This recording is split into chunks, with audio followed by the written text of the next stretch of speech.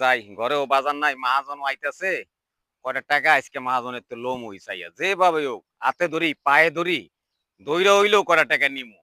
যদি না নিতে পারি তা তো বাজারও যাইতে পারবো না, ঘরেও বরকে নুখাইতে হইবে। যাই। আসসালামু আলাইকুম।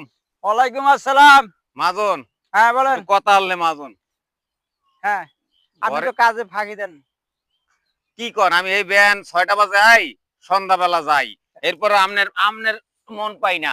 আমার মতন এইরকম এইরকম আমি কর্মচারী আপনি কোন জায়গায় পাইবেন? এই যে ৭০০ টাকা বলি দেই, আবার খোরাকি দেই, আর আপনি কাজে ফাঁকি দেন আমার। আমনের আমি ১৪০০ টাকার কাম করে দিই, ৭০০ টাকা দেন, শুনুন, ১৪০০ টাকার কাম করে দিই। আরো কামলা দেখি না আপনি কি করে, আর আমি কি করি আমি দেখি না। হ্যাঁ, এখন কি করা যাবে? এখন আমার ঘরে মহাজন বাজার নাই, ঘরে বউটা অসুস্থ, গুড়াগাড়া হইছে না খাইয়া। হ্যাঁ, আমি ফুল বেচা-কিনা করি। একটা ভালোবাসা দিবস একটা পার করি। তার পাশে আপনার দিয়ে দেব।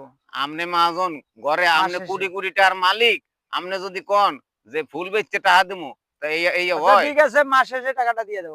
মহাজন ঘরে তো না খাই রয়েছে, বউ এক অসুস্থ মানুষ, এটা তো আপনি জানেন। আচ্ছা ঠিক আছে, 1/2% দিয়ে দেব। একটু বাড়াই বড়াই দিয়েন মহাজন, বুঝলেন? দেখি দিয়েন ফুল মহাজন, বেচা-কিনা করি দিয়েন 1/2% দিয়ে দেব। মহাজন, একটু দিয়েন, আপনি আচ্ছা, আচ্ছা। আপনার একটু ঠিক দিয়েন আছে, মহাজন আমি আমার। 1/2% দিয়ে দেব। হ্যাঁ, ঠিক আছে। একটু